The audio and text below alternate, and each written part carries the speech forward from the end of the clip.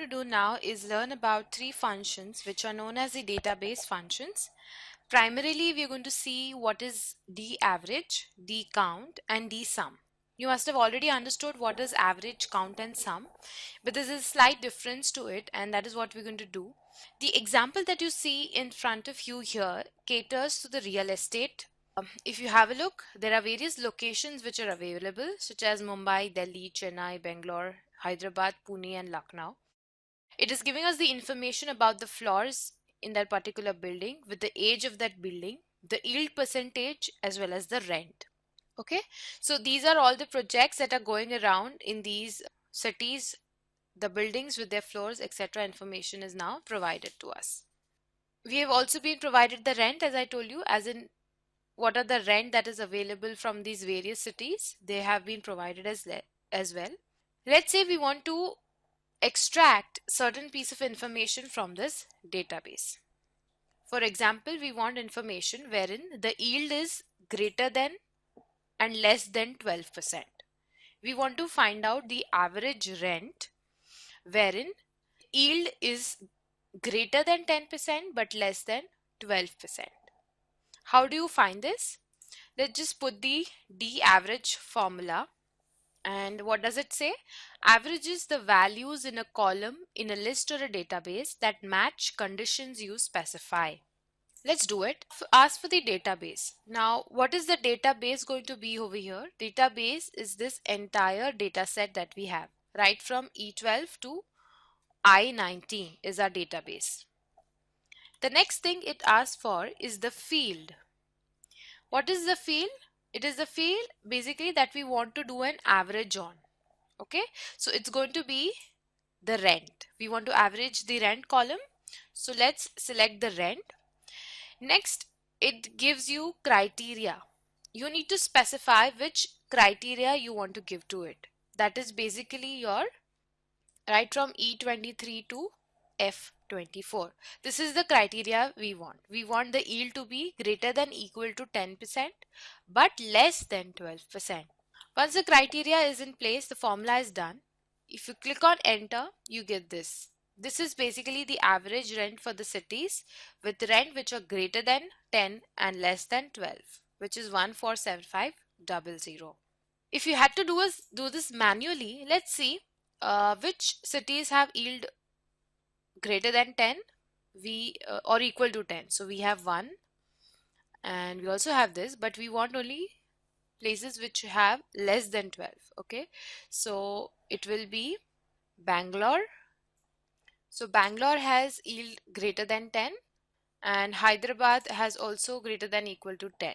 Okay, so we can take these two cities. For this criteria, only these two cities come in the picture. So we had to take the average of Bangalore and Hyderabad.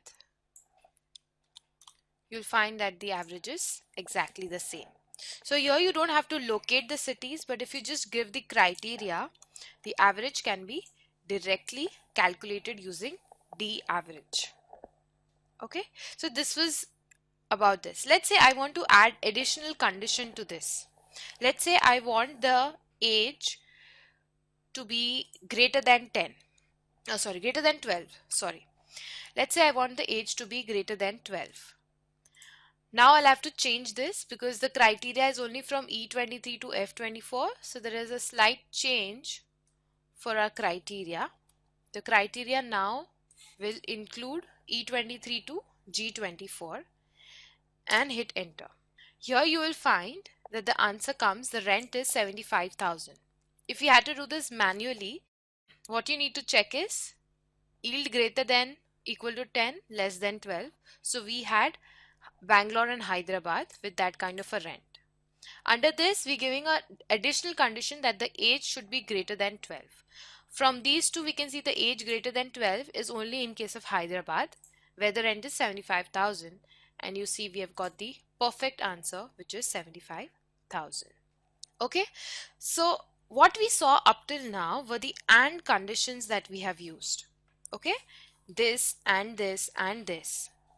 Now what we'll do, we will write age here at the below and then this becomes an OR condition.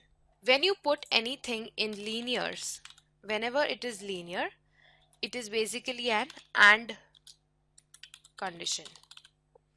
And when you write it a step below, it becomes a OR condition. Okay, so this is the basic difference when you convert it into an AND to an OR condition. I'll make it more clear to you. Let's now write this age a step below greater than 12. Now we'll have to change this a bit and make it a OR condition. Hit enter. And now the answer changes.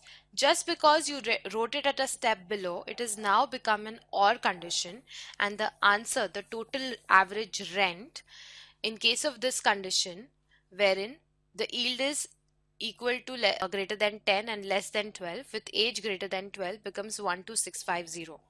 Let's do this manually and you'll be able to understand how this has happened. So going backwards, what we need to find out is places where the yield is greater than equal to 10 and less than 12.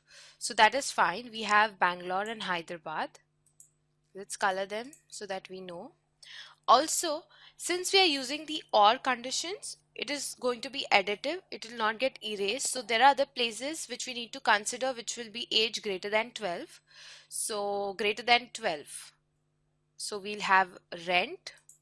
The city Mumbai, the age is greater than 12. We also have Chennai. So now the idea basically is to calculate the average. So let's do that. Let's calculate the average and hit enter.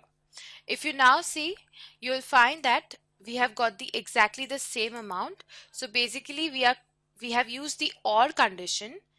If you have to put or use the OR condition, what you have to do is we need to specify the condition just a row below, not in linear, and you will be able to find out it using the OR condition. If we have to find, this was finding out the average. Let's say you want to find out the sum. What you need to do is just change this to DSUM. Everything else remains the same and hit enter. And this gives you the sum. Let's say you want to count it. What you need to do is provide the count and hit enter, and you will find the answer is 4. This count is basically giving us the count of the number of cities that have rent, okay, greater than equal to 10, less than 12, or age is greater than 12. Okay, so which is giving us 4, perfectly the calculation that we just did. Right? So this is using the database functions, and we saw how to use DAVERAGE, DSUM and DCOUNT.